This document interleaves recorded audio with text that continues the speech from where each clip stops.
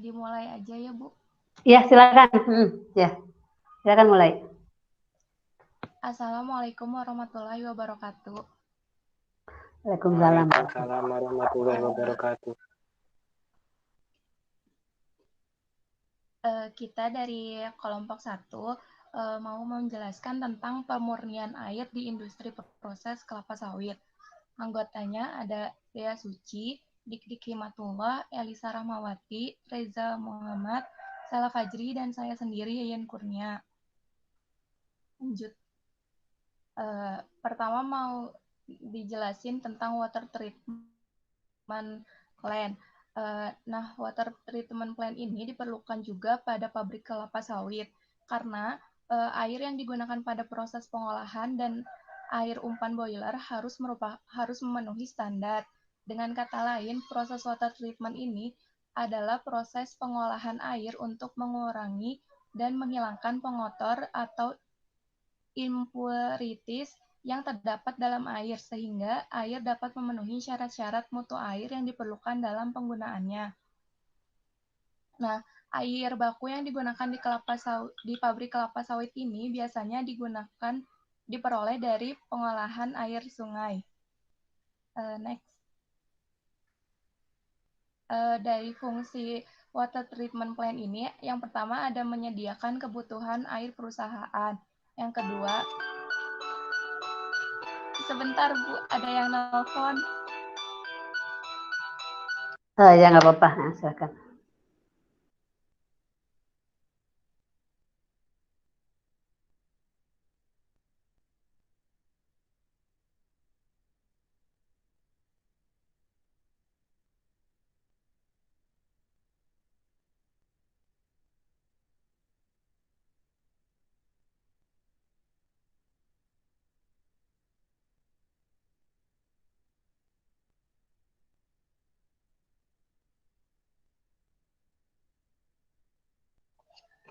Dilanjut ya Bu. Nah, yang nomor 2-nya tuh fungsinya ada memastikan air umpan untuk kebutuhan boiler sesuai kriteria standar air. Yang ketiga, memastikan kebutuhan air pabrik terpenuhi. Yang keempat, memastikan air untuk kebutuhan domestik terpenuhi. Nah, jenis pengotor yang ada di dalam air ini tuh biasanya padatan yang tersuspensi atau lumpur, padatan yang tidak larut seperti pasir sampah, gas-gas terlarut seperti oksigen, karbon dioksida, dan asam sulfat, lalu mikroorganisme, bakteri, ganggang, dan garam-garam yang terionisasi. Lanjut.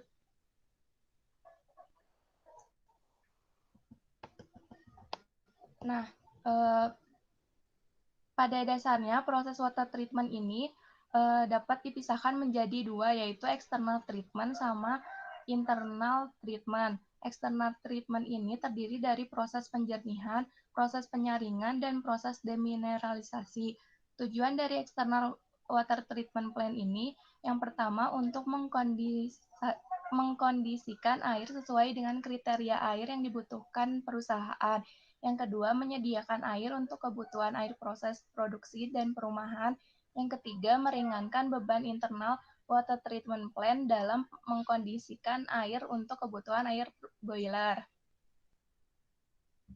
Lalu flow proses eksternal water treatment plant-nya itu pertama dari waduk. Waduk ini akan menampung air dari sumber air yaitu sungai untuk disimpan sementara sebelum diproses dan dimanfaatkan untuk kebutuhan produksi dan domestik. Lalu yang kedua, dilanjut ke injeksi larutan kimia. Nah, injeksi larutan kimia ini dari beberapa sumber, ada yang langsung diinjeksikan di clarifier tank. Jadi nggak dipisah gitu prosesnya. Nah, injeksi larutan kimia ini biasanya menggunakan alum atau soda as dan tawas untuk larutan kimianya. Soda as dan natrium karbonat ini berfungsi untuk mengatur pH di kisaran 6-7 dan tawas berfungsi untuk koagulan, yaitu untuk mengumpulkan kotoran sehingga mengendap dalam dasar tangki. Jika menggunakan flokulan, maka gunakan kaustik soda sebagai pengatur pH-nya. Lanjut. Di sini ada clarifier tank,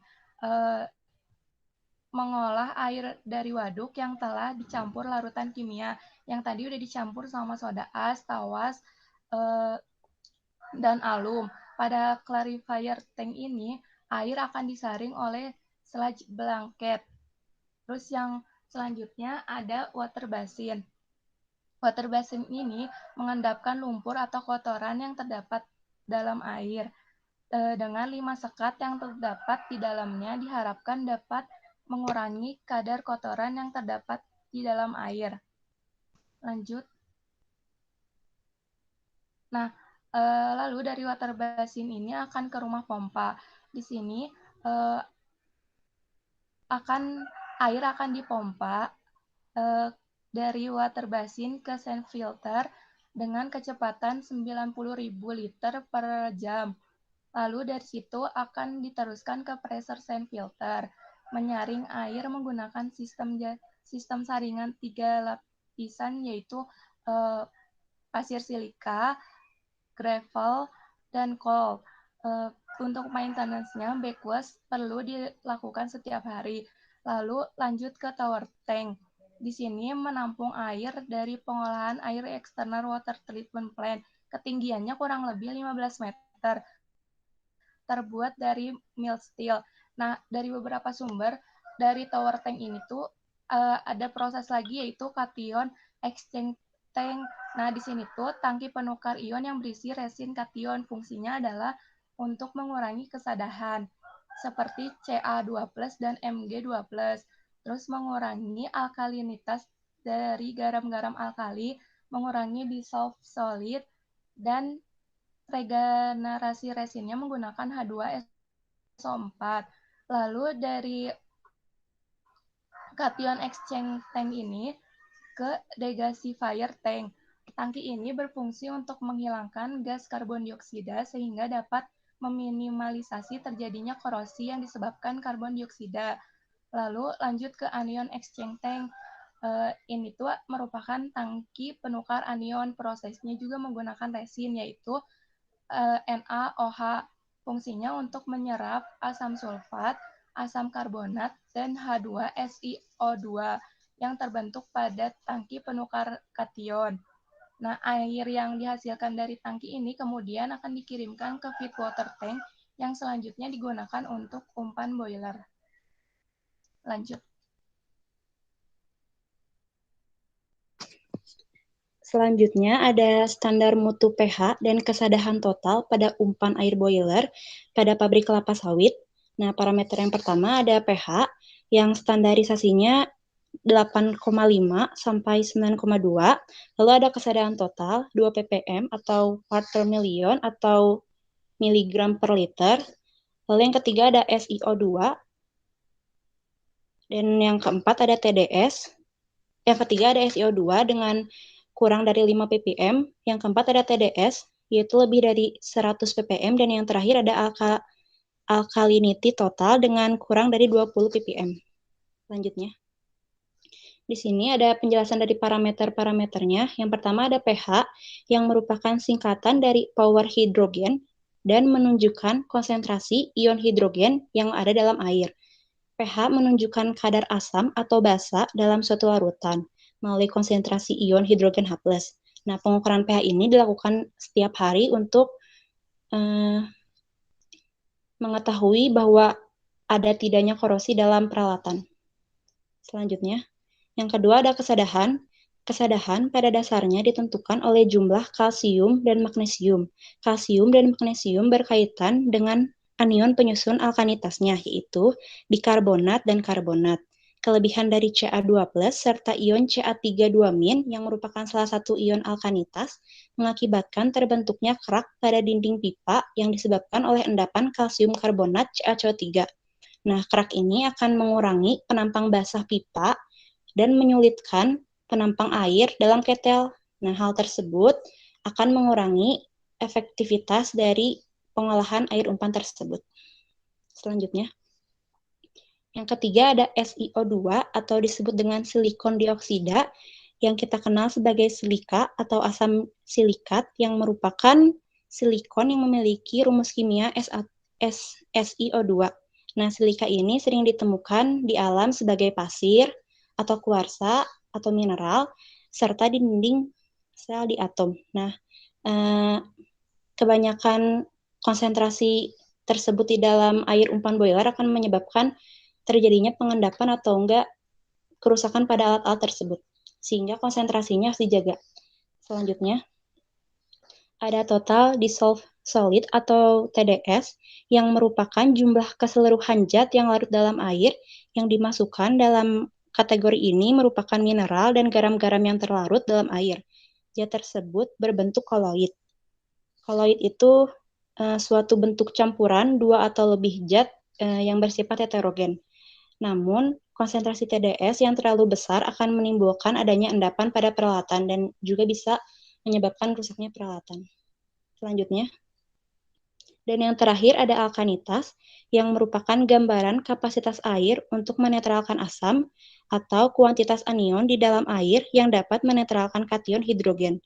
Alkanitas merupakan pertahanan air terhadap pengasamannya. Beberapa alkanitas juga diperlukan untuk memberikan pH optimum dalam air sediaan untuk mencegah karatan, perapian, dan peralatan. Pemeriksaan alkanitas, pengendalian zat terlarut untuk mencegah zat terlarut tidak terbawa dalam uap. Nah, alkanitas itu berarti merupakan konsentrasi yang positif apabila air umpan yang ada dalam boiler itu merupakan asam karena air boiler yang kita butuhkan dalam air umpan ini merupakan air yang basah. Namun, standar dari konsentrasi alkanitas juga perlu dijaga, yaitu kurang dari 20 ppm. Selanjutnya. Baik, selanjutnya adalah internal water treatment. Seperti yang telah disinggung tadi, dari tower tank itu akan masuk ke softener yang akan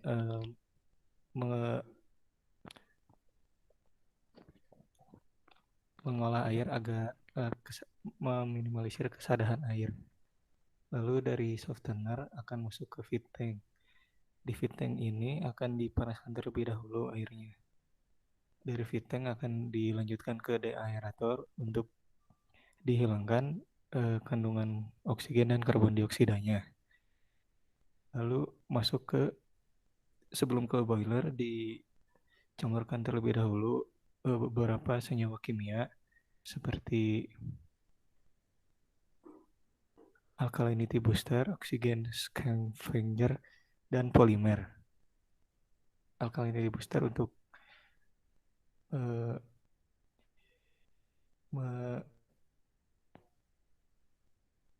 menaikkan pH-nya, oksigen scavenger untuk menghilangkan kadar oksigen di dalamnya. Lalu setelah itu akan dilanjutkan masuk ke steam drum boiler.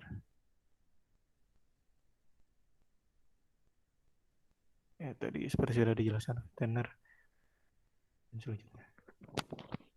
Lanjut.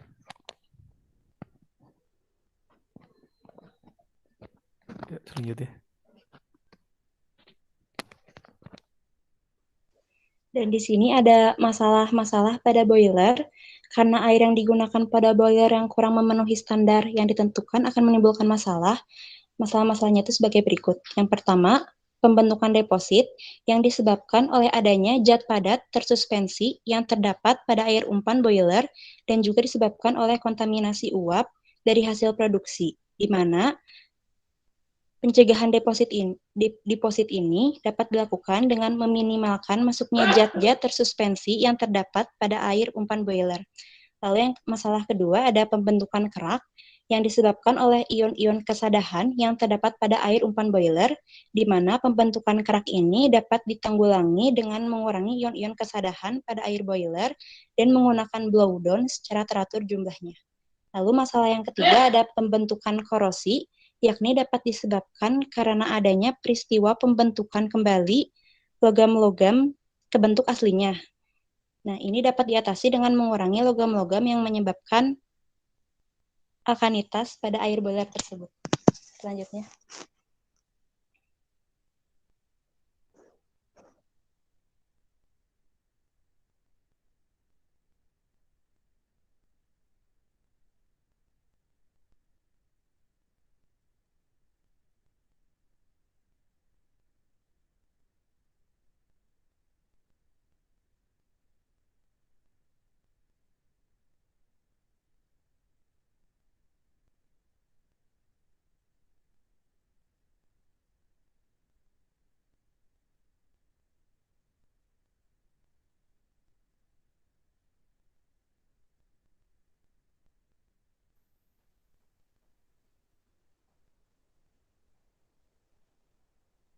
Selanjutnya, ada perawatan air boiler.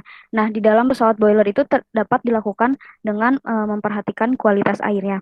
Air yang digunakan harus memenuhi standar yang sudah ditentukan. Selain itu, volume air boiler tidak melebihi batas yang sudah ditentukan. Ada 4 cara untuk mengolah atau memperbaiki mutu air yang akan digunakan pada boiler, yaitu yang pertama, penambahan bahan kimia pada air mentah sebelum dimasukkan ke dalam boiler. Yang kedua, melunakkan air mentah dengan mengalirnya melalui zeolite base exchanger. Yang ketiga, penambahan beberapa jenis senyawa kimia ke dalam air boiler seperti natrium fosfat yang mampu menyebabkan garam kalsiumnya larut, mengendapkan dan ditampung kemudian dibuang.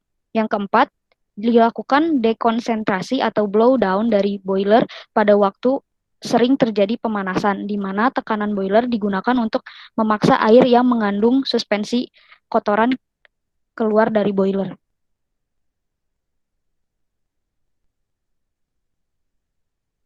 Selanjutnya masuk ke pengolahan air limbah. Di sini kami menggunakan standar baku mutu air limbah dari Peraturan Menteri Lingkungan Hidup Republik Indonesia Nomor 5 Tahun 2014. Parameter-parameternya ini ada 7, ada BOD 5, COD, TSS, minyak dan lemak, nitrogen total, pH, dan debit limbah maksimum. Nah, kadar maksimum untuk setiap parameter di tabel ini dinyatakan dalam miligram per liter air limbah, sementara untuk beban pencemaran atau beban limbah maksimumnya ini dinyatakan dalam kilogram per ton produk minyak sawit. Nah, untuk BOD 5 atau Biochemical Oxygen Demand menyatakan jumlah oksigen yang dikonsumsi mikroba aerobik saat menguraikan organik terurai dalam waktu 5 hari pada 1 liter limbah cair. Tadi kan BOD 5-nya ini batas maksimumnya 100 mg per liter. Ini berarti dalam 1 liter limbah cair terdapat sejumlah organik terurai yang membutuhkan oksigen sebanyak 100 mg agar mikroba aerobik ini dapat menguraikannya dalam 5 hari. Lalu COD atau Chemical Oxygen Demand menunjukkan jumlah oksigen dalam senyawa oksidan yang dibutuhkan untuk menguraikan seluruh senyawa organik yang terkandung dalam 1 liter limbah cair. Sama seperti BOD, karena tadi batas COD-nya itu 350 mg per liter, berarti dalam 1 liter limbah cair ini terdapat senyawa organik yang jumlahnya setara dengan 350 mg oksigen. Lalu TSS atau Total Suspended Solid. Total Suspended Solid ini merupakan zat yang tersuspensi yang mana biasanya terdiri dari zat organik dan anorganik yang melayang-layang dalam air, yang mana secara fisika zat ini sebagai penyebab kekeruhan pada air, menyebabkan pendangkalan, dan juga dapat menghalangi sinar matahari yang masuk ke dalam dasar air, sehingga proses fotosintesa mikroorganisme tidak dapat berlangsung. Yang selanjutnya ada minyak dan lemak. Minyak dan lemak ini menjadi penyumbang polutan organik dan juga dapat menyumbat dan merusak peralatan pengolahan. Yang selanjutnya ada nitrogen. Nah, nitrogen ini dapat memacu eutrofikasi, di mana kehidupan biota air nanti terganggu karena tumbuh lumut atau ganggang yang mengurangi ketersediaan oksigen biota air. Lalu tadi ada pH-nya itu rentangnya 6 sampai 9, di mana rentang ini merupakan kisaran rentang pH yang masih dapat ditolerir oleh mikroorganisme. Next.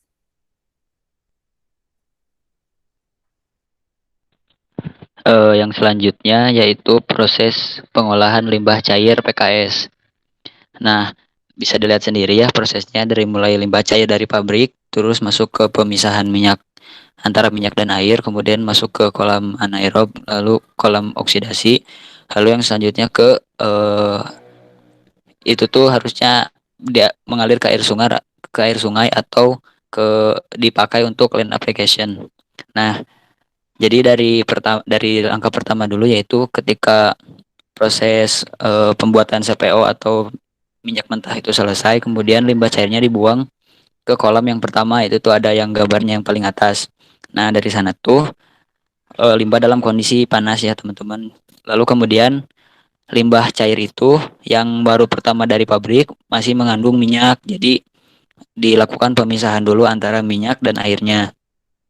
Nah, caranya yaitu dengan memasang elemen di kolamnya itu sehingga si minyak dan airnya dapat terpisah. Lalu kemudian setelah pemisahan itu si limbahnya masuk ke kolam selanjutnya yaitu ke kolam anaerob. Nah, di sana ada eh, di kolam itu pada kondisi anaerob fermentasi metan akan terjadi. Sebagai hasilnya zat organik diuraikan menjadi gas karbon dan metan sehingga konsentrasi zat organik di dalam air limbah turun sampai level tertentu.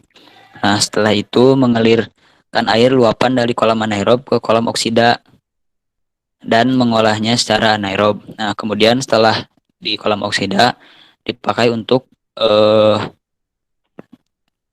dialirkan ke sungai ataupun dipakai untuk land application. Nah, land application sendiri ini yaitu sebagai pupuk dari sawitnya sendiri. Jadi setelah di kolam oksida itu dialirkan ke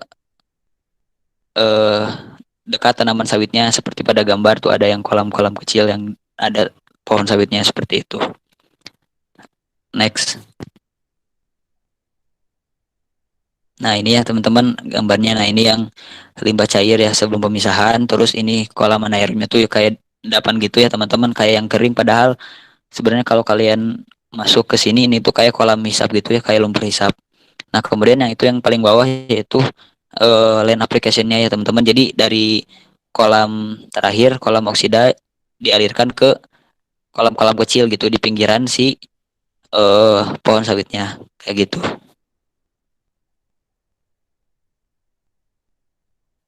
Next. Berikutnya saya akan menayangkan video mengenai yang pertama adalah mengenai water treatment di pabrik kelapa sawit itu seperti apa. Tadi kan sudah dijelaskan, ini gambaran ilustrasinya.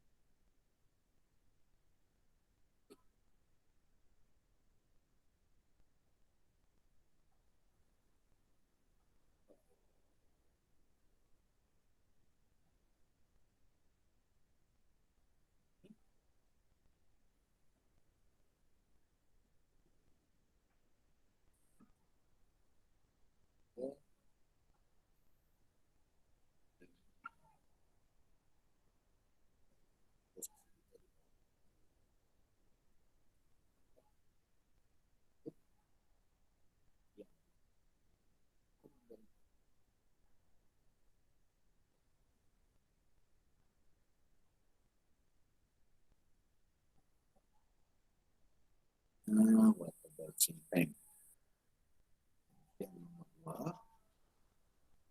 Oke, setelah dari tangki ini kita kirim ke ruang pompa. Rumah pompanya,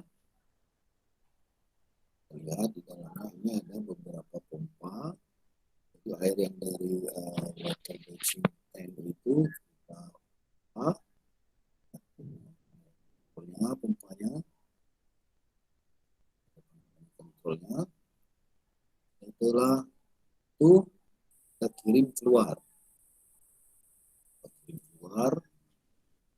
ke sand filter.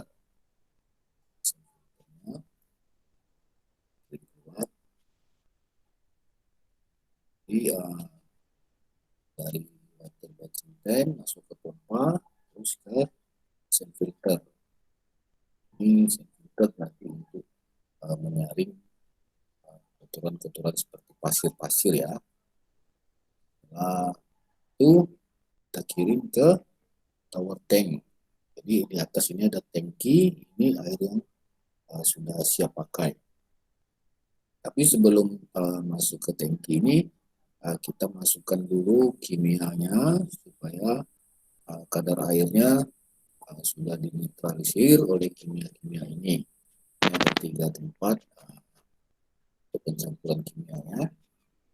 Oke, selanjutnya tadi Anda sudah lihat ada pipa yang warna biru, ini untuk air yang kita gunakan yang sudah campur bahan kimia. Lalu ada pipa yang warna merah, ini adalah untuk kehidran, untuk pemadam kebakaran. Jadi air ini tidak kita olah, tidak kita bersihkan, kita langsung pakai. Di sini Anda lihat ada fungsi untuk menggerakkan pompa. Ketika ada kebakaran, instalasi listrik akan mati dan kita gunakan pompa. Ini ada pipa warna merah di dinding ini untuk ke jalur hidran. Oke, demikian video singkat ini. Selanjutnya ada ilustrasi lagi mengenai pengolahan limbah di pabrik kelapa sawit.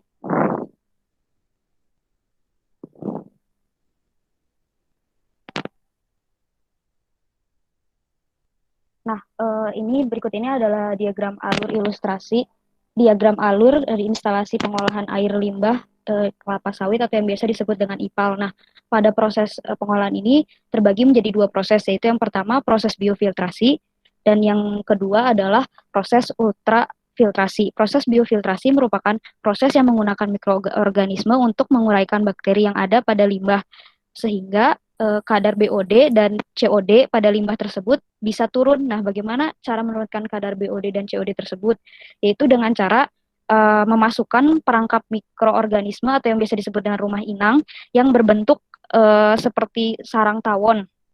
Nah, kemudian akan menyebabkan terbentuknya biofilm yang menjadi wujud aktivitas mikroorganisme dalam menguraikan bahan organik pada limbah. Nah, keunggulan dari proses biofiltrasi ini adalah yang pertama, lumpur yang dihasilkan dari aktivitas mikroorganisme relatif lebih sedikit. Lalu yang kedua, akan meninggalkan fluida yang akan dialirkan pada proses selanjutnya. Proses selanjutnya itu yaitu proses ultrafiltrasi. Merupakan proses pemisahan yang menggunakan membran yang bersifat selektif dan dibantu dengan tekanan untuk menghilangkan TSS sebagai hasil dari proses biofiltrasi. Sehingga virus, bakteri, suspended solid yang berukuran 0,01 mikron bisa tersaring di proses ini. Nah, dari proses ini itu terdapat fluida atau permeat yang sudah bersih, kemudian akan dialirkan ke tangki karbon untuk dihilangkan bau, warna, dan rasa yang masih tertinggal. Sedangkan retentat atau bagian yang ditahan oleh membran dalam proses pemisahan dengan membran ini akan dikembalikan ke kolam aerasi sebagai umpan balik ke kolam biofiltrasi. Nah, tangki karbon ini merupakan proses filtrasi terakhir yang dimana air limbah yang awalnya keruh, kotor, berwarna coklat dan juga mempunyai kadar BOD, COD, dan TSS yang tinggi ini dinetralkan sehingga dapat dialirkan ke kolam parameter atau ke kolam air baku untuk digunakan kembali sebagai air umpan boiler. Nah, kolam parameter ini merupakan parameter keberhasilan dari pengolahan limbah ini, di mana di dalam kolam parameter ini dimasukkan biota laut seperti ikan hias yang sangat rentan terhadap cemaran air. Nah, bila ikan tersebut dapat hidup di kolam tersebut, maka air dari hasil pengolahan limbah ini bisa dikatakan aman.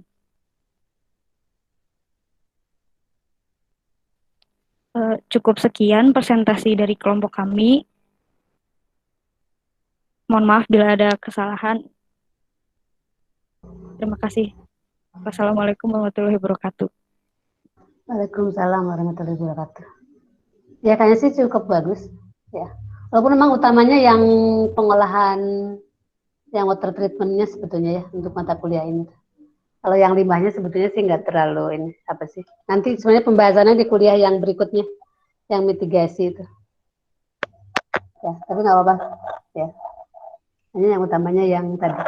Atau ada yang pertanyaan dari teman yang lainnya? Pertama kaitannya dengan yang tadi aja, yang water treatment-nya. Tadi kan ini water treatment-nya untuk boiler ya, pengolahan airnya untuk penggunaan boiler. Hanya boilernya bukan untuk pembangkit listrik ya. Boilernya untuk proses di industri kelapa sawit gitu. Ya. Tadi saya lihat dari mulai pengolahan pengolahan awalnya, kemudian ada pengolahan pakai tadi pakai ion exchange, tapi pakai zeolit ya, zeolit exchanger ya. Kemudian ada deaerator juga, itu. Jadi kalau yang tadi saya simak, kemudian tadi dan lainnya. Jadi hasilnya itu adalah sebagai air umpan untuk boiler ya. Jadi tadi mulai dari kesadahan gitu ya. Jadi pengolahan awalnya. Kemudian tadi? Kalau COD BOD mah untuk air limbah ya. Gitu. Ya, mungkin kalau ada yang pertanyaan silakan satu pertanyaan. Tadi kan presentasinya cukup lama sih ya. Ya memang sebenarnya cukup lengkap dan memang ada yang pengolahan limbahnya juga ya. Tapi sebetulnya kalau di mata kuliah ini utamanya adalah yang water treatment plan-nya ya.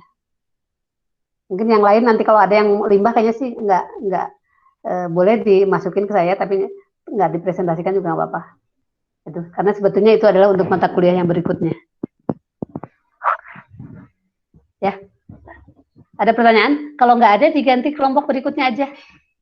Ya, kalau ini kayaknya sih udah cukup bagus ya. Saya apresiasi untuk kelompok pertama tadi. Jadi sudah sesuai dengan baku mutu air umpan boiler ya. Gitu.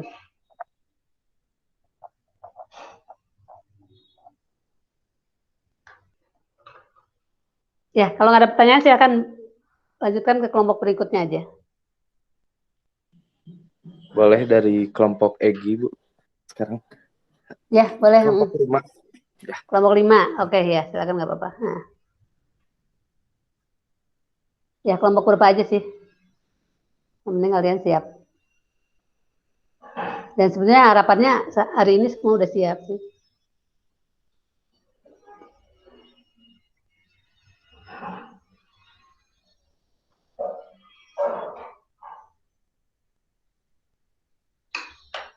Bismillahirrahmanirrahim. Assalamualaikum warahmatullahi wabarakatuh. Waalaikumsalam warahmatullahi wabarakatuh.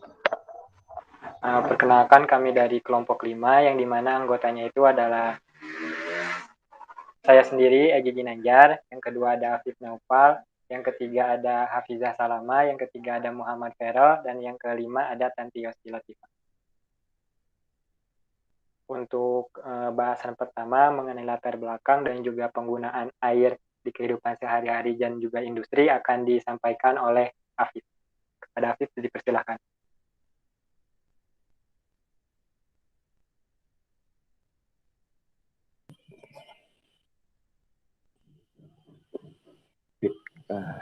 Baik, sekarang kita masuk ke latar belakangnya dulu.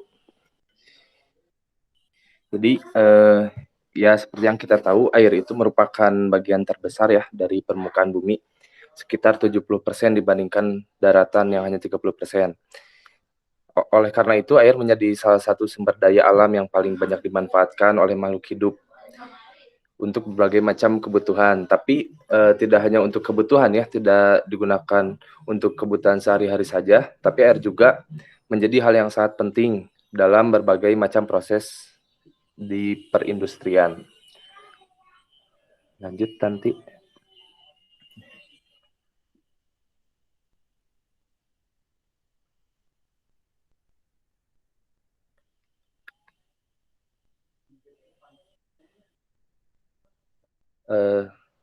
Sebelumnya dulu yang kebutuhan sehari-hari.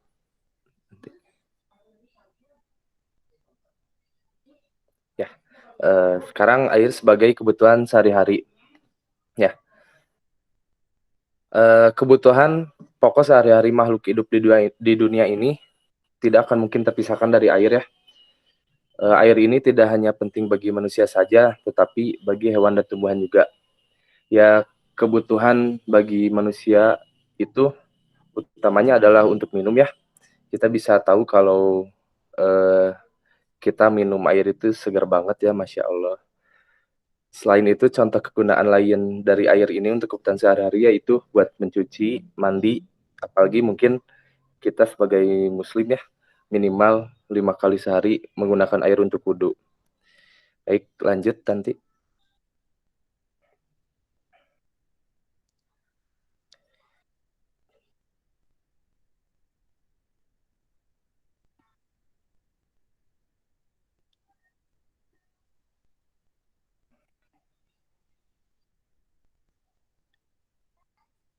Lanjut ke air sebagai kebutuhan industri.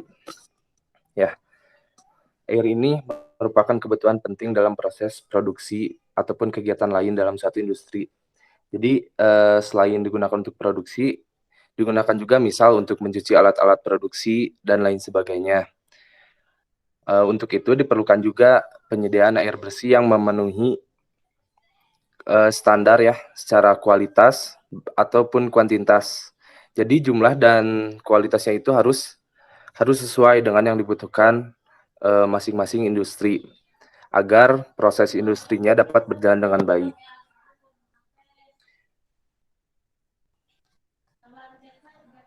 Boleh dilanjutkan oleh yang lainnya.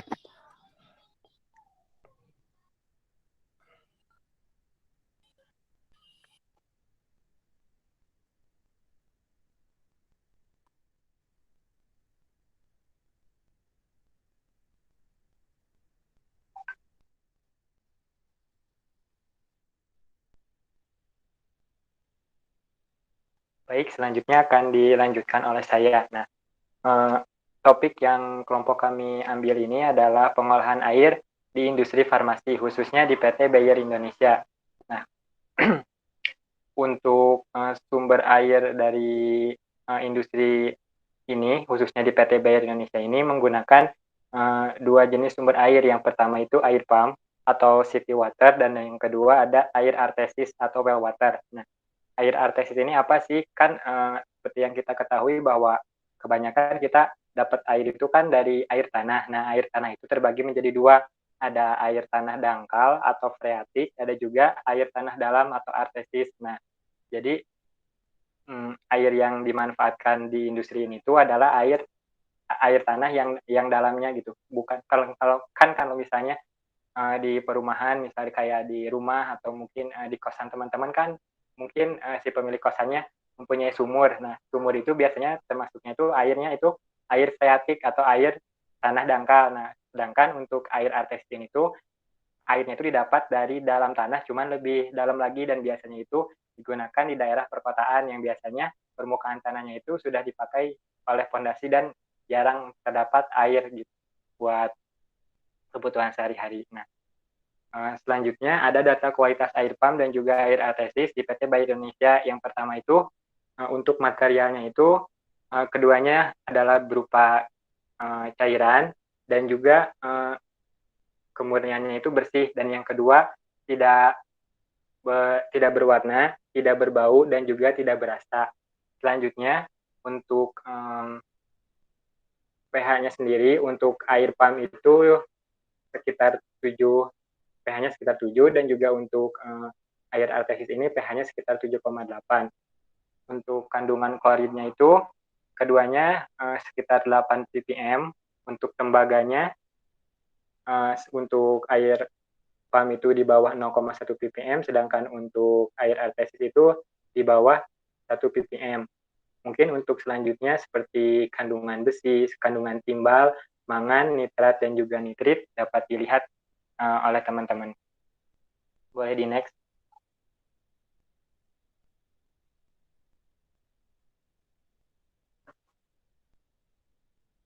Selain kandungan-kandungan yang tadi juga ada kandungan-kandungan syarat-syarat atau kualitas air. Yang selanjutnya itu ada substansi organik, ada sulfat, ada juga total padatan yaitu CaCO3, ada juga kandungan zat larutnya, ada juga total count itu jadi seperti apa ya?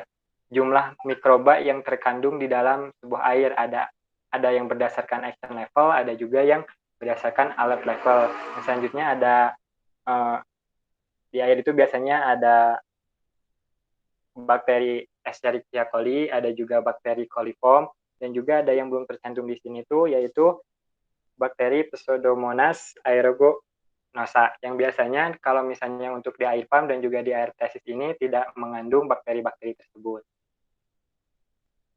Boleh dilanjut?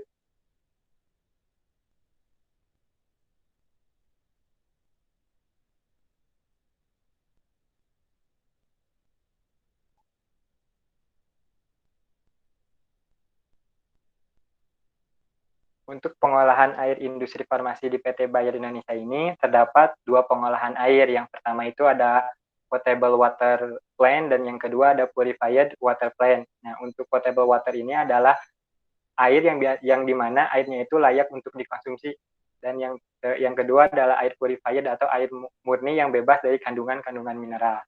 Boleh dilanjut? Boleh di next.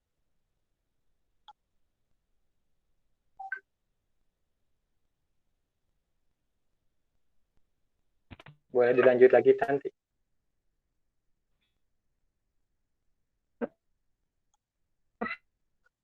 Ada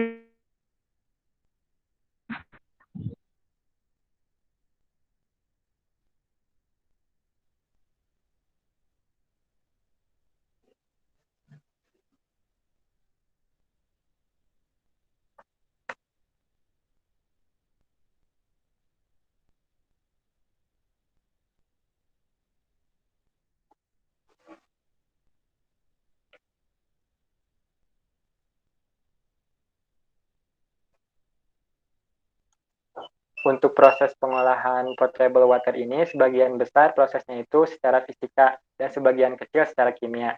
Air baku yang digunakan seperti yang telah dijelaskan sebelumnya bersumber dari air pump dan juga air artesis. Boleh dilanjut?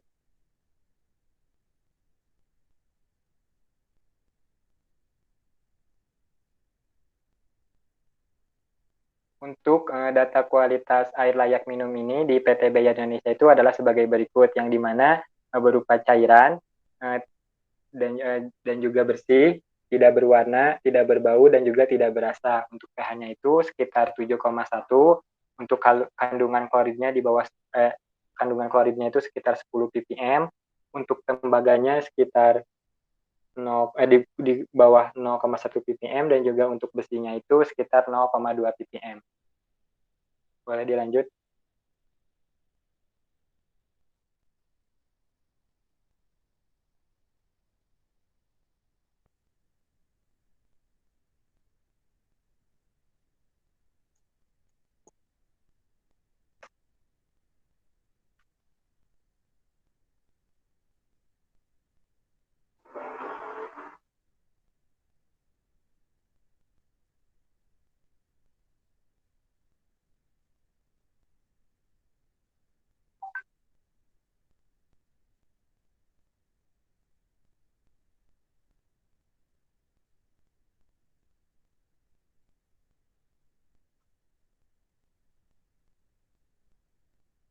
tes.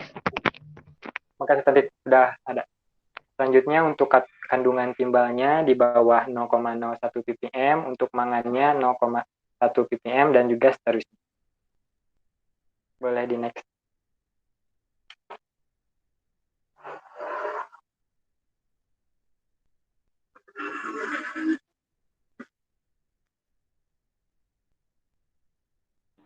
Untuk pembahasan selanjutnya akan dijelaskan oleh Hafizah. Terima kasih. Selanjutnya, dalam industri farmasi, penggunaan potable water meliputi berbagai aspek dalam suatu pabrik, seperti diantaranya adalah sebagai berikut. Yang pertama adalah sebagai kebutuhan rumah tangga perusahaan atau konsumsi, seperti air untuk kamar mandi, wastafel, dan sebagainya. Yang kedua ada sebagai air pendingin pada cooling tower, di mana air yang digunakan pada cooling tower harus memiliki kadar kesalahan silika dan minyak yang kecil.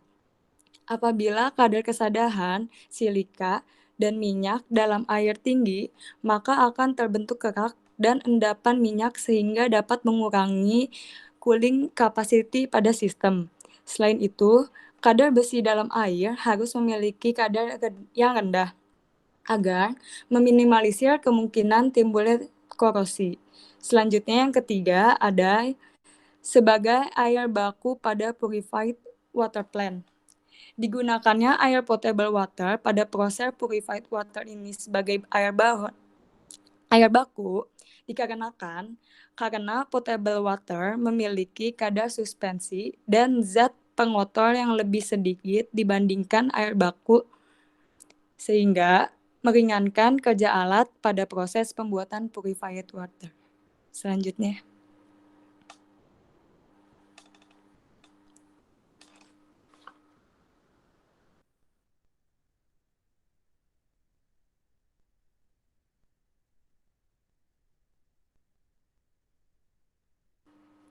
Selanjutnya ada skema. Proses pengolahan pada potable water plant meliputi proses secara fisika dan kimia.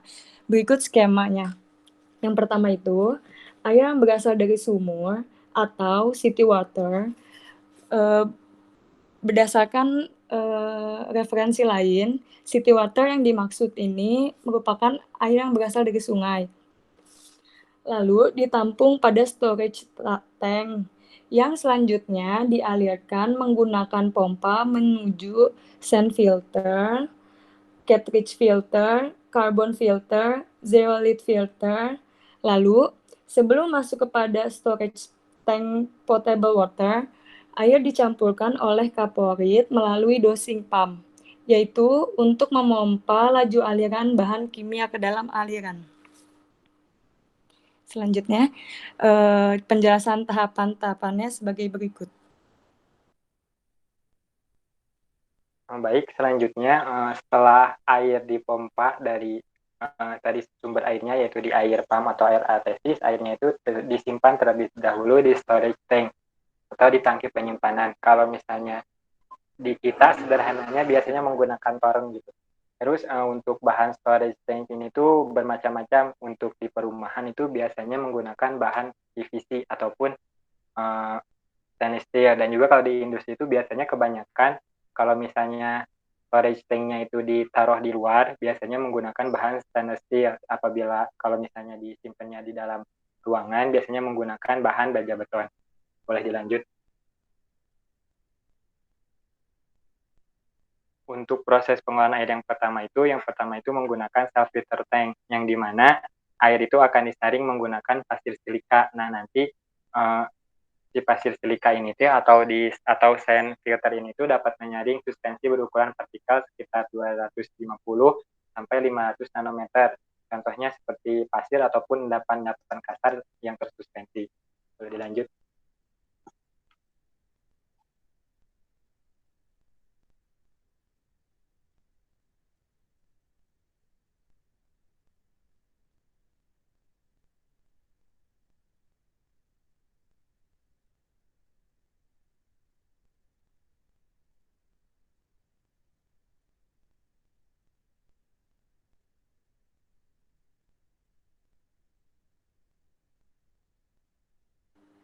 Selanjutnya ada cartridge filter.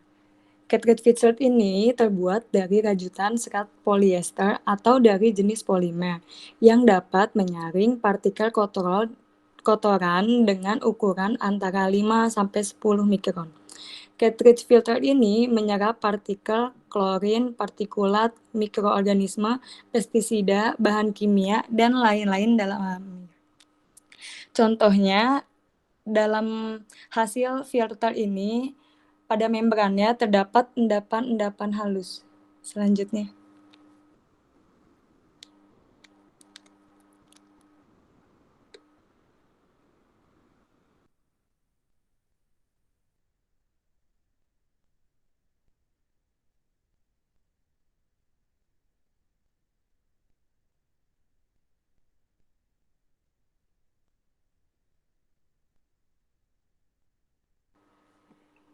Cara kerja cartridge filter ini sebagai berikut, bisa dilihat pada gambar. Untuk ilustrasinya, yang pertama, air baku yang masuk ke dalam cartridge filter house akan diserap oleh lapisan membran filler tag cartridge filter.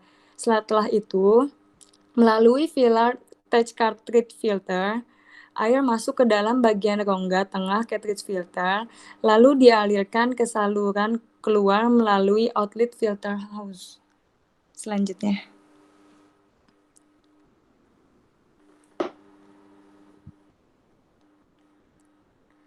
Selanjutnya ada carbon filter. Filter ini terdiri dari karbon aktif, dapat menyaring koloid yang berukuran 1-100 nanometer, dan juga dapat menyerap minyak, bau, warna, dan zat-zat organik lainnya dengan proses reaksi berdasarkan absorpsi secara fisika dan kimia. Karbon filter ini juga memiliki kapasitas perubahan kation, yaitu dapat menyerap sebagian kation seperti besi dan mangan. Selanjutnya.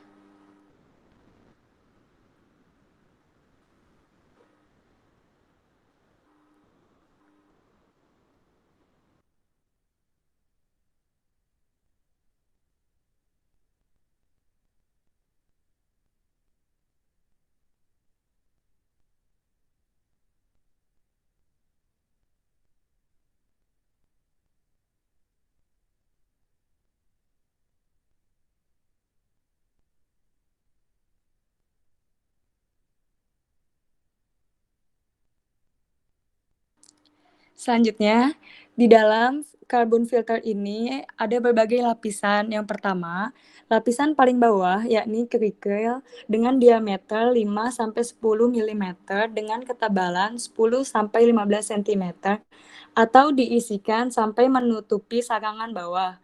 Lalu, pada lapisan tengah ada lapisan pasir dengan ketebalan 20 cm.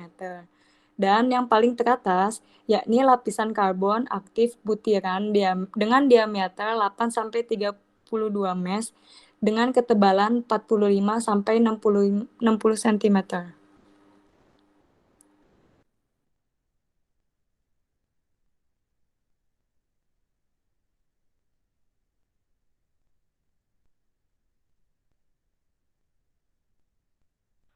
Yang selanjutnya adalah zeolite filter. Filter ini terdiri dari zeolit yang memiliki kapasitas perubahan kation lebih baik daripada karbon aktif. Dapat menyerap logam berat, bau, kopi, darah, cat, sampah radioaktif, arsenik, dan bahan-bahan beracun lainnya yang dapat ditemukan di dalam air. Membuat air berada dalam kondisi pH asam menjadi lebih netral berdasarkan kapasitas perubahan kationnya yang besar. Zeolit dapat berfungsi juga sebagai perisai penyaringan fisik untuk bakteri patogen. Next.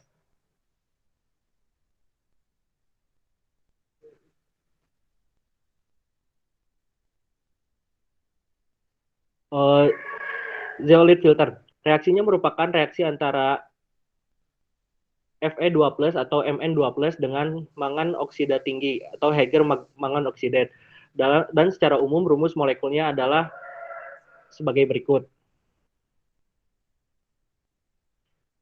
Zeolite juga berfungsi sebagai katalis dan pada waktu yang bersamaan dapat mengoksidasi besi atau mangan yang larut dalam air menjadi bentuk senyawa ferrihidroksida atau mangan dioksida yang terlarut dalam air dan menempel pada permukaan mangan zeolitnya. Selanjutnya.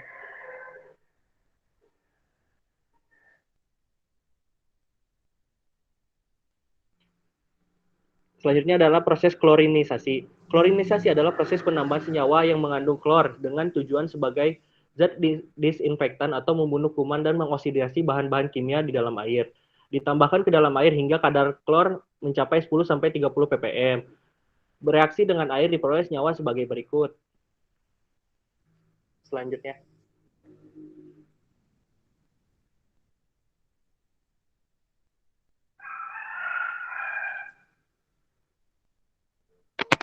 Sebelumnya izin ini dulu Bu untuk gantian share screen-nya.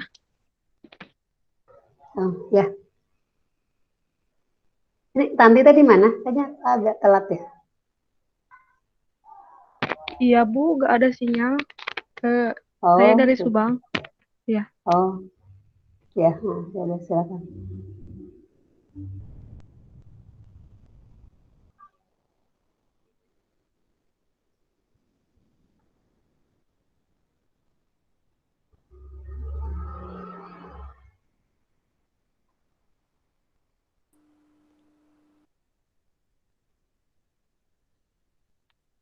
Selanjutnya ada purified water plant. Purified water sendiri atau air murni adalah bahan awal untuk memproduksi bahan-bahan untuk industri farmasi. Nah, yang telah disebutkan oleh teman saya tadi bahwa purified water plant ini air bakunya itu berasal dari potable water. Purified water ini diproses secara kimia. Next. Di sini ada data kualitas purified water di PT Bayer Indonesia yang telah dilakukan beberapa pengujian dengan beberapa indikator seperti material, kejernihan air, warna, dan lain-lain. Di sini itu ada juga nilai standarnya yang baik itu seperti apa idealnya, dan ada juga data, mohon maaf sebelumnya, itu harusnya purified water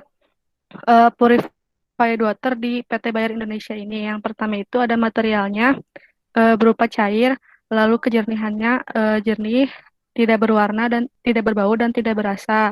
Untuk nilai pH-nya idealnya itu 5-7 dan pada PT Bayer ini bernilai 6. Logam berat maksimalnya 0,1 ppm dan di PT Bayer ini kurang dari 0,1 ppm. Untuk nitrat maksimalnya 0,2 ppm, di PT Bayer ini kurang dari 0,2 ppm. Dan total organik karbonnya maksimal 100 ppb. PT Bayer ini 35 ppb. Selanjutnya.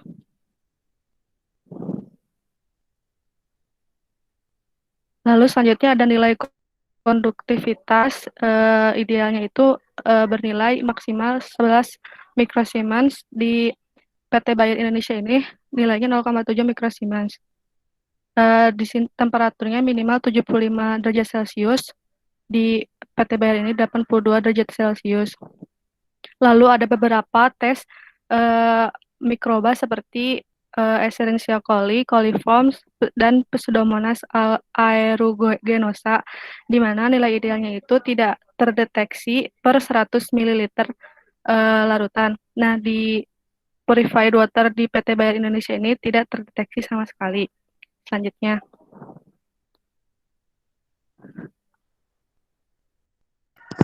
Nah, selanjutnya penggunaan purified water plant. Pertama, purified water plant dapat berfungsi sebagai pencuci alat proses produksi. Yang dimaksud sebagai pencuci proses alat produksi ialah di mana purified akan digunakan sebagai pembilas untuk boiler ataupun alat-alat yang harus dicuci bekas dari hasil produksi dan digunakan beberapa kali hingga sampai bersih. Yang kedua adalah sebagai bahan baku produk. Dalam pembuatan obat yang berbentuk padatan maupun cairan diperlukan air yang terlarut sehingga kualitas purified water plant harus selalu dijaga. Jadi purified water plant untuk sebagai bahan baku obat berfungsi sebagai pelarut. Yang selanjutnya sebagai air umpan kettle boiler. Purified water plant memiliki karakteristik tidak menyebabkan koreksi ataupun foaming dan kerak. Oleh karena itu, purified water plant cocok untuk digunakan sebagai umpan boiler. Selanjutnya. Nah, di sini dapat dilihat terdapat skema pembentukan dari purified water sendiri. Di sini saya akan sedikit menjelaskan alur dari pembuatan purified water. Purified water plant sendiri bersumber dari portable water. Proses pembuatan purified water diawali dari dipompakannya portable water untuk masuk ke dalam fiber cartridge yang selanjutnya akan dipompakan kembali untuk masuk ke dalam ultraviolet lamp. Setelah melewati ultraviolet lamp akan dilangsungkan proses reverse osmosis yang dilanjutkan dengan proses resin ion exchanger. Setelah itu terbentuklah purified water yang ditampung di purified water tank 1. Dari sana purified water tank dapat dimanfaatkan sebagai air umpan boiler.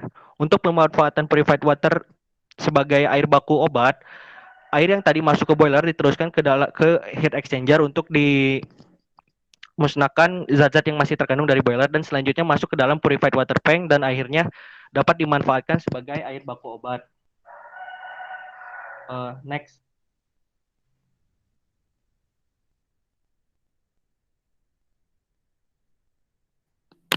Selanjutnya ada cartridge filter atau fiber. Di sini cartridge filternya itu sama dengan cartridge filter yang ada di pengolahan potable water. Hanya bedanya ini tuh ukuran filternya itu lebih kecil daripada cartridge filter yang ada di proses potable water agar kotoran yang sangat kecil itu bisa tersaring. Selanjutnya. Di sini ada ultraviolet lamp.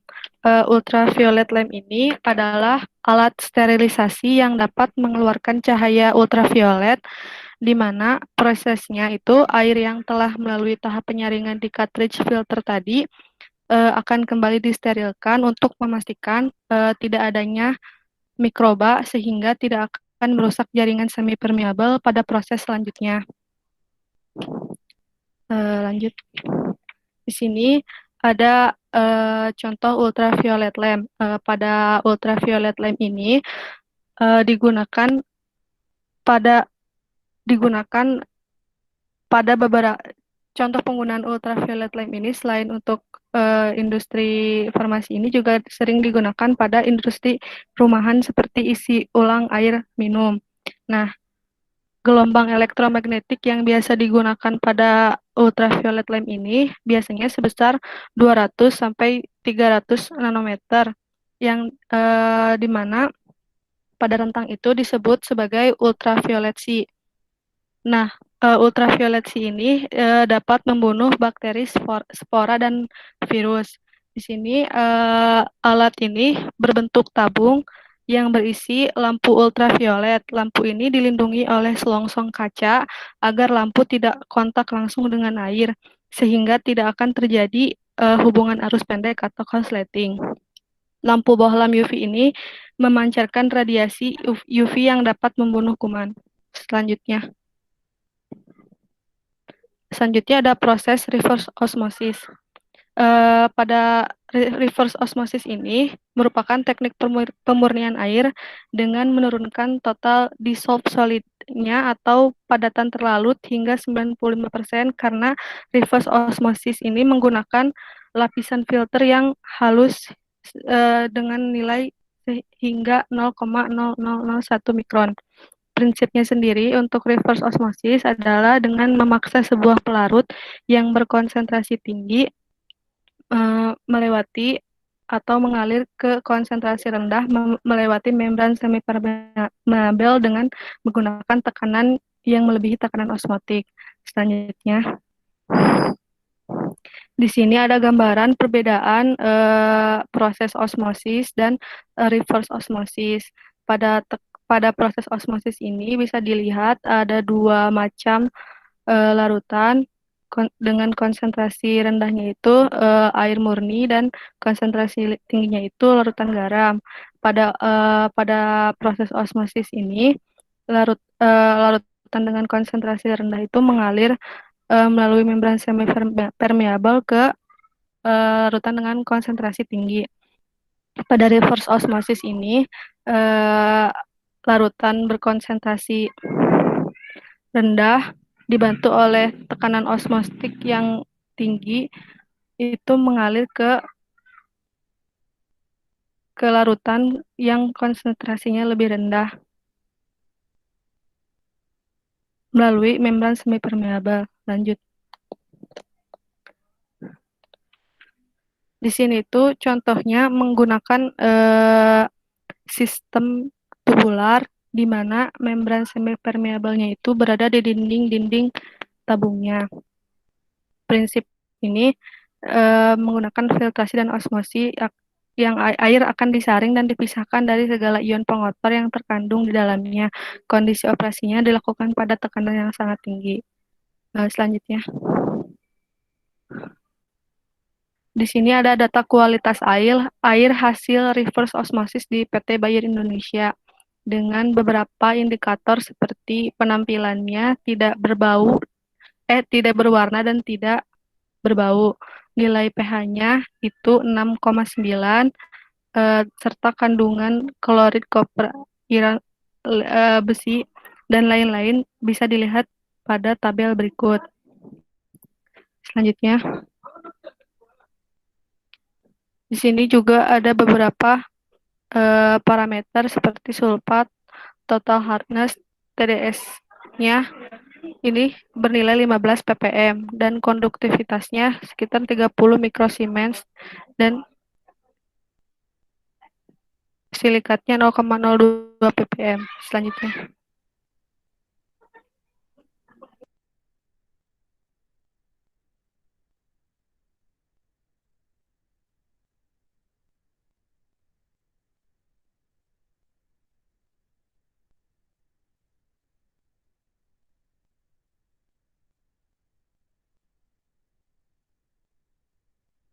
Baik, selanjutnya adalah resin ion exchanger. Resin ion exchanger ini kegunaannya adalah untuk menghilangkan garam-garam atau ion-ion ya, yaitu yang termasuk ke dalam total dissolved solid.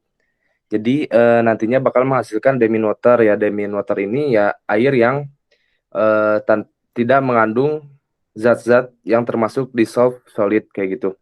Nanti air diamine ini digunain sebagai buat pencuci alat-alat prosesnya juga, sehingga ketika saat pembuatan produknya tetap terjaga kebersihannya alat-alatnya tersebut. Next.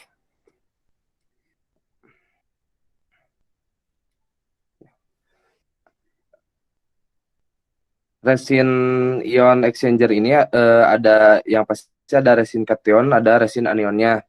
Seperti namanya, resin kation ini fungsinya untuk mengikat kation-kation seperti kalium, natrium, magnesium, kalsium, dan lain sebagainya.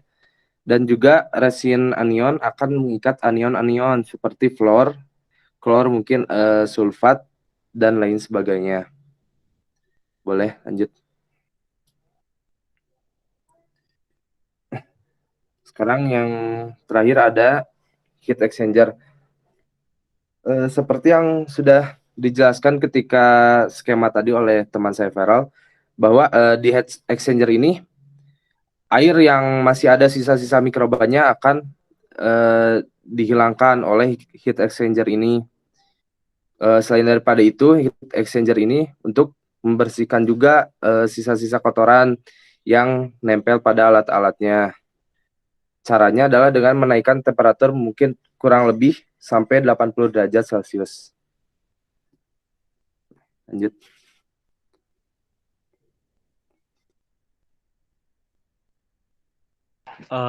Yang selanjutnya kesimpulan. Air merupakan kebutuhan penting dalam proses produksi dan kegiatan lain dalam suatu industri. Pada industri farmasi air baku berasal dari air pump dan air artesis. Air baku tersebut dapat diolah menjadi dua macam air hasil pengolahan, yaitu potable water dan purified water. Potable water dapat digunakan untuk keperluan rumah tangga seperti air minum, mencuci alat, dan juga sebagai proses lebih lanjut untuk pembuatan purified water. Purified water dapat digunakan untuk keperluan produksi seperti untuk peralutan, sterilisasi alat atau tangki, dan juga sebagai air umpan boiler. Air pada industri farmasi harus diolah sebaik mungkin agar mendapatkan air yang sesuai dengan spesifikasi dan kualitas air industri farmasi, dan semua proses industri farmasi dapat berjalan dengan lancar.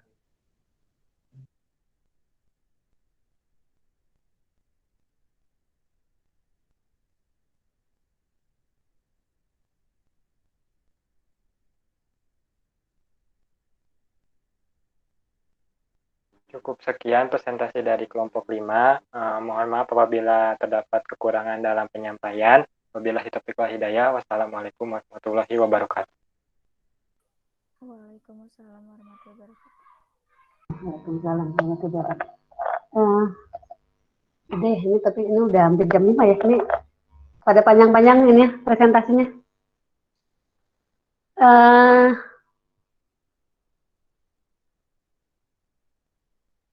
Ya kayaknya sih memang ininya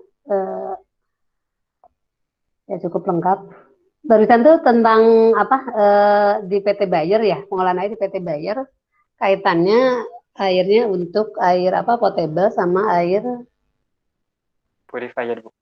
purifier. Ya. Kalau kalau potable ternyata peruntukannya untuk apa aja? Untuk potable itu biasanya digunain buat kayak kebutuhan sehari-hari di industrinya, seperti misal kayak apa ya, konsumsi atau bahan pencuci, atau juga bisa dijadikan air baku buat di purifiernya, Ibu. Oh, air baku purifier ya. Ya, Kemudian kalau purifier kaitannya buat air umpan boiler dan juga dipakai buat di proses produksinya, Ibu. oh ini pakai boiler juga. Iya, Ibu. Oh iya, makanya barusan pengolahannya pakai zeolit segala ya. Ya. Oh, tapi ininya pemurniannya tadi kan dari filter ya, dari mulai sand filter, kemudian apa? Sand filter, terus cartridge filter, carbon filter ya. Ya. Terus digabung untuk pengolahan purifier gitu ya. Ya. Gitu. Iya, Bu. Purifier barusan yang diantaranya pakai apa? Kation anionnya pakai zeolit itu ya, gitu. Ion exchange-nya. Air umpannya dari mana ini teh? PT Bayer tuh maksudnya dari sungai, tadi dari Artesis ya. Ada yang dari Kalau dari sumber yang saya baca, dari air sumur dan air sungai, Bu. Air sungai sama air sumur. Ya. Sama air pump juga bisa, Bu. Jadi dari air pump tuh diolah jadi portable water dulu, terus dibuat lagi buat purified water, baru jadi air umpan boiler gitu, Bu. Oh, tadi urutannya ke sana ya, gitu. Udah diuraikan juga di situ ya? Iya, udah, Bu. Oh, oke. Kemudian standar-standarnya juga tadi udah cukup lengkap ya. Standar untuk potable, untuk purifier ya. Gitu. Ya, oke, mungkin untuk yang lainnya ada pertanyaan? Kayaknya untuk hari ini udah mau jam 3 soalnya, udah mau jam 5 ya, saya juga udah capek.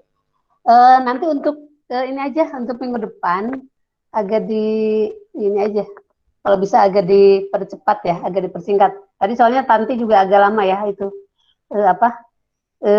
pergantian dari slide ke slide-nya juga tadi kayaknya agak waktunya delay-nya cukup lama gitu. Nah, atau kalau bisa dipersiapkan supaya kendala-kendalanya bisa diminimalisir ya, sehingga nanti yang 3 kelompok bisa selesai di minggu depan ya. Ya kan minggu depan kan terakhir kuliah sebelum Lebaran ya. Ya, ini terakhir aja. Itu. Ya, jadi yang lainnya ada mau bertanya? Atau udah cukup ya? Kayaknya sih udah cukup lengkap kalau saya tadi lihat ini. Hanya mungkin kalau misalnya yang ini videonya nggak ada ya? Kalian nggak punya videonya yang PT Bayer? Tidak ada, Bu. Tidak mencari. Hanya PowerPoint aja? Ya. Ya, oke.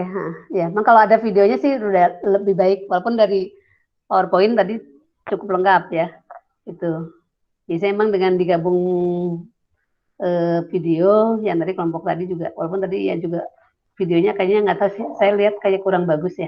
Gitu. Kalau bisa yang lebih bagus, punya lebih ya akan lebih bagus lagi. Biasanya lebih jelas dengan kalau ditambahkan ada videonya. Ya. Oke, mungkin hari ini cukup sekian aja ya.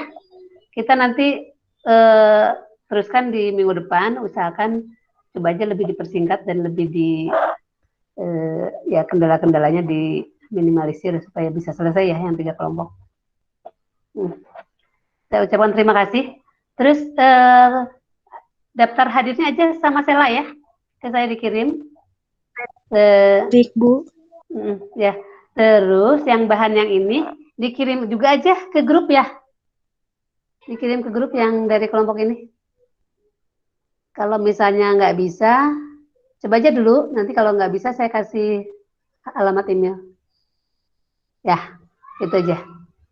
Dicoba dulu ke WA. Karena kalau di WA saya lebih mudah ini monitornya sama nanti saya langsung download masuk ke folder sih, masuk ke komputer aja. Saya nggak buka di WA, bukanya di komputer. Bukanya di laptop. Cuma dikirimnya lewat WA, nggak apa-apa, lebih gampang monitornya. Ya, baik. Terima kasih atas perhatiannya ya, atas kalian udah menyiapkan bahannya dengan baik ya. Saya apresiasi buat kalian.